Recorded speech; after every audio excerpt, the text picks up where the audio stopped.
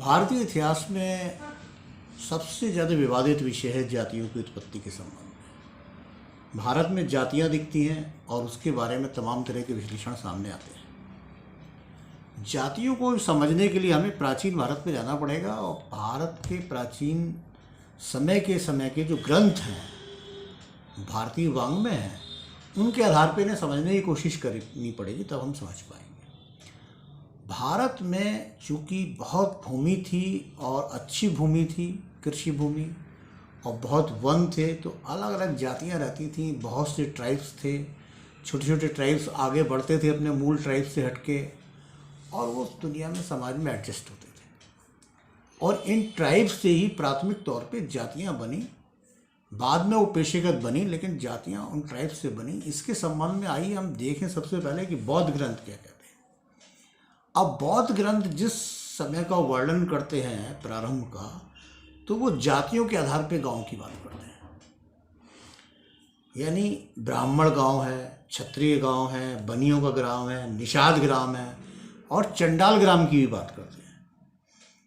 अब इस तरह के गांव बसे हुए हैं अलग अलग, और इनका ये नोशन है कि ब्राह्मण, क्षत्रिय, वैश्य, शूद्र। तो इससे हमें समझ में आता है कि चंडाल का भी गांव है अलग। तो एक कबीले के लोग किसी इलाके में बसते हैं तो उसके हिसाब से वो अपने गांव का निर्माण करते हैं, अपने कबीले के लोगों के साथ रहते हैं। लेकिन छोटे हिस्से में आए हैं तो वो गांव हो गया, वहाँ काम कर रहे हैं।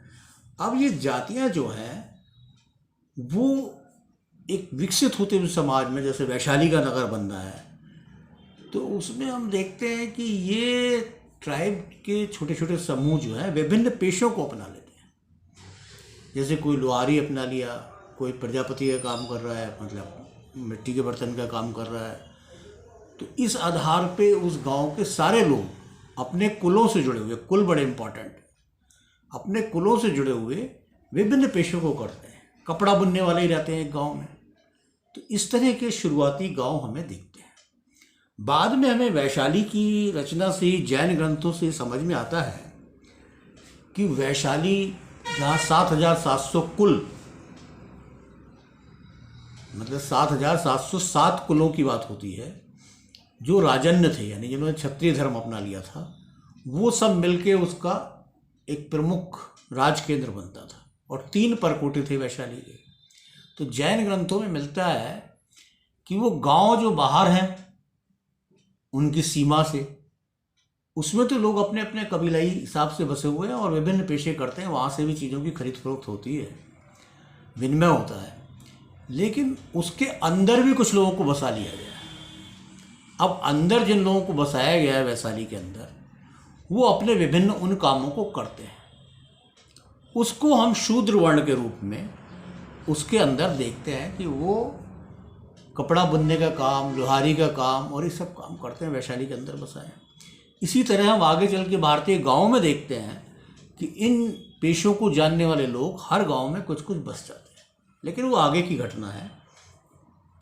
अभी हमारा सवाल ये खड़ा होता है कि भाई भारत में एक तरफ तो वर्ण व्यवस्था चल रही थी, वर्णों के आधार पर विभाजन हो रहा था। एक कबीले के अंदर भी आपस का विभाजन भी था कर्म के आधार पर वर्णों का। इसलिए ये बहस भी खूब मिलती है, लेकिन ये बहस हमारी विषय नहीं है, जन्मना वर्ण या कर्मणा वर्ण। लेकिन कर्मणा वर्ण जो है बुद्ध काल में ज़्यादातर मिलता है। जो जातियाँ जो पेशा अपना लेती हैं उसके लिए कर्मणा वर्ण। जैसे कुलों की बात आती है वैशाली में, तो बाकी को तो वैश्य कुल है मानते हैं, यक्ष लोग हैं। लेकिन अगर कोई ब्राह्मण कुल का आदमी रहता है या क्षत्रिय कुल का आदमी रहता है जो दूसरी सभ्यता से आया है, तो उसका वर्णन होता है कि ये कुल जो है ये हम में से नहीं है, ये अलग कुल है। तो उससे लगता है कि जो लोग बाहर से आए वो अगर उस नगर के अंदर बसे भी हैं तो उनकी गिनती थोड़ी अलग से है। अब सवाल आता है कि फिर जातियों में ये सबसे ज़्यादा वर्णन क्या है। सारी आलोचना भारत में ये है कि बड़ा अत्याचार, बड़ा अनाचार हुआ, और किन लोगों पे हुआ, स्मृतियों वगैरह में किन लोगों को सबसे छोटा माना गया। तो उसकी विवेचना की ओर हमें आगे बढ़ना पड़ेगा। अब हम देखते हैं कि बौद्ध ग्रंथ क्या कहते हैं। बौद्ध ग्रंथ कहते हैं कि कुछ तो शूद्र वर्ण के लोग हैं, इन्हें शिल्पी मान लेते हैं, जिसमें लोहार है, बढ़ई है, बुनकर है, कुम्हार है, इनमें सजातीय विवाह प्रथा है। सजातीय विवाह प्रथा होने का मतलब ये है कि ये कबीलाई संस्कृति से आपस में जुड़े हुए हैं। फिर वो कहते हैं कुछ असंगठित शूद्र हैं। असंगठित कौन है? असंगठित में सपेरे हैं, नट हैं, गंधर्व हैं, यानी जो लोग एक इसके समाज का अंग नहीं बने हैं, असंगठित हैं, अपने इक्का दुक्का घूमते हैं, शहर में आए और चले गए, अपने गांव की ओर वापस चले गए, जंगल से आए और चले गए। तो इस तरह के लोगों का वर्णन है।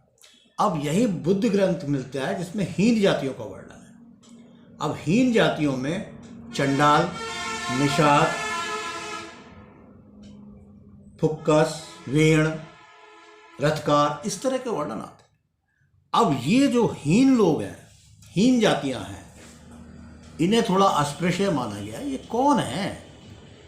ये जंगल में रहने वाले हैं। हमने चंडाल ग्राम भी देखा। ये जंगल में रहते हैं और इनके पेशे कुछ इस तरह के हैं कि जिन पेशों के कारण ये लोग समाज में थोड़ा अस्पृश्य करके इनसे दूरी बनाई जाती है। उन्हीं के बारे में स्मृतियों में ये कहा गया है कि चंडाल या नट प्रवेश करेंगे कहाँ? गांव में नहीं, शहर में, तो उस शहर के अंदर ये सावधानी बरतनी पड़ेगी। अब जैसे चंडालों के कार्य है तो जातक कथाओं में बहुत से चंडालों का वर्णन मिलता है।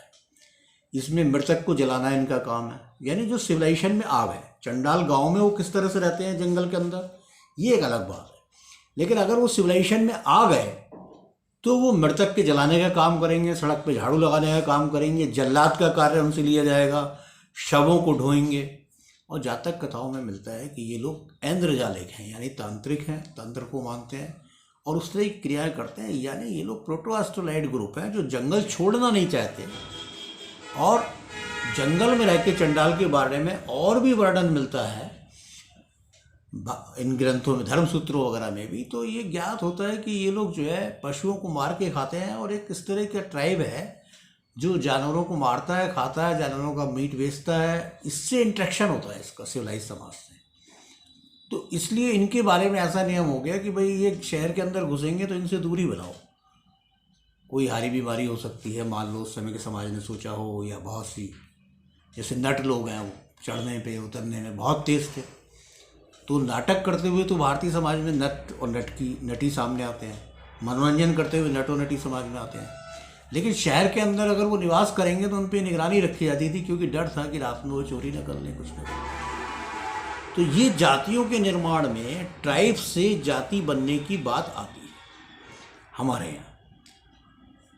अब जैन ग्रंथों में भी हम देखते हैं तो कहेगा एक तुच्छ कुल की बात कर देगा, जिनका कुल ही तुच्छ है, जो मयूर पालते हैं, कुक्कट पालते हैं, मच्छी मारते हैं, यानी इन जानवरों संबंधित काम करते हैं। मोर पालने का ही काम करता है कोई कबीला, तो उसको थोड़ा कुल नीचे मानते हैं लोग जैन ग्रंथों के हिसाब से। अब ये मैं ब्राह्मण ग्रंथों की बात नहीं कर रहा हूँ, जैन ग्रंथों की बात कर रहा हूँ, क्योंकि सारे ग्रंथ मिलकर एक समाज का प्रदर्शन करते हैं। फिर ये जुगुप्त शब्द यूज़ करते हैं चंडाल, डोम और मातंग के लिए, यानी सबसे नीचे जिन्हें थोड़ा समाज में एंट्री होने में थोड़ा सशंकित हो जाता है समाज, सिविलाइज समाज, वो लोग चंडाल, डोम और मातंग। ज़्यादातर बातें चंडाल के बारे में है। फिर भी देखिए साहब, धर्मसूत्रों में ये बात बताई गई है कि मातंग ऋषि जो थे वो चंडाल जाति के थे, लेकिन तपोबल से वो महात्मा बन गए और ब्राह्मण और क्षत्रियों ने भी उनकी सेवा की। चंडालों की तरह निषादों के भी कार्य के बारे में बताया जाता है कि इनका काम जो है आखेट करना है और मछली मारना है। मनुस्मृति में लिखा है जंगलों में घूमते हैं ये लोग, आखेट करते हैं और मछली मारते हैं, यानी सिविलाइज नहीं होते। तो अनसिविलाइज जंगलों में रहने वाली जाति निषाद है। इस तरह वेड़ और रथकार के बारे में कहा गया है कि लोग टोकरी बनाते हैं, कपड़ा बुनते हैं और सुरा बेचते हैं, कसाई का काम करते हैं, चिड़ी मार हैं, शिकारी हैं, यानी जंगल में रह के इस तरह के काम करने वाले लोग। अब कोई शिकारी है, उसने कुछ पक्षी पकड़ लिए, वो बेचने आ रहा है सिविलाइजेशन में, तो चूंकि वो सिविलाइजेशन का पार्ट नहीं है तो थोड़ा उसके बारे में नियम ऐसे हैं कि वो सिविलाइजेशन में आएगा तो उसे ज़रा गौर से देखना पड़ेगा। इस तरह की प्रथा हमें मिलती है। अब ये बात स्पष्ट है जातियों के बारे में भारत में कि प्राथमिक तौर पे जातियों का बनना इसी तरह से शुरू हुआ। अगर हम एक क्षेत्र विशेष में जाएंगे तो सजातीय विवाह और साथ में खान पान जो जाति व्यवस्था की विशिष्टता है, ये पेशे के आधार पे नहीं बन सकते। अब एक फैक्ट्री में एक मजदूर काम कर रहे हैं तो उनमें सजातीय विवाह नहीं हो जाएगा कि वो मजदूर काम कर रहे हैं एक साथ, तो सजातीय विवाह हो जाएगा। तो बाद में सामंती समाज में, आगे के समाज में जब पेशे के आधार पर जातियाँ बनी तो उसके अंदर भी एक क्षेत्र में एक जाति जो बनी वो एक ट्राइब का अतीत रखती है, इसलिए उसमें सांस्कृतिक संबंध होते हैं। अब किसी दूसरे क्षेत्र में वही पेशा किसी दूसरे ट्राइब ने अपना लिया तो उन लोगों के बीच पेशेगत संबंध बन गए, और ये पेशेगत संबंध के आधार पे जो चीज़ उनमें बनी, बाद में जो कर्मशील लोग थे उनमें वो जातियाँ उस रूप में भी स्थिर हुई, वो श्रेणियाँ बनी। तो एक राज्य व्यवस्था के अंदर एक श्रेणी एक तरह के कार्य करने वालों का बनी बाद में, और उस श्रेणी का प्रधान जो है उसे राजा महत्व देता था और श्रेणी के नियम कायदे कानून वही बनाता था। कोई भी चीज़ खरीद फरोख्त होती थी बड़ी तो श्रेणी की अनुमति से होती थी, श्रेणी अपने लोगों को सिखाती थी, पारंगत करती थी, तैयार करती थी। तो भारतीय समाज की विशिष्टता में जातियों का उदय एक विशिष्ट तरीके से हुआ, उसे हम किसी दूसरे फ्रेम में रख के नहीं समझ सकते हैं। हाँ, अगर आप जानना चाहते हैं तो तीनों ग्रंथों को पढ़िए, जैन ग्रंथों को भी पढ़िए, बौद्ध ग्रंथों को भी पढ़िए और ब्राह्मण ग्रंथों को भी पढ़िए, तो आपको तीनों में कुछ समान चीज़ें नज़र आएंगी समाज के बारे में वर्णन करते हुए। तो जो समान चीज़ें आपको नज़र आ रही हैं तो समझ लीजिए कि लगभग वो स्थिति समाज की ज़रूर है, और तीनों में जो अलगाव है वो उनके क्षेत्र विशेष के कारण है या उनके धर्म संबंधी सिद्धांतों के कारण है। तो ये है भारत की जाति व्यवस्था जो हमें प्राचीन ग्रंथों में नज़र आती है। इसी के आधार पे हम आगे बात करेंगे जाति व्यवस्था के बारे में मध्यकाल की।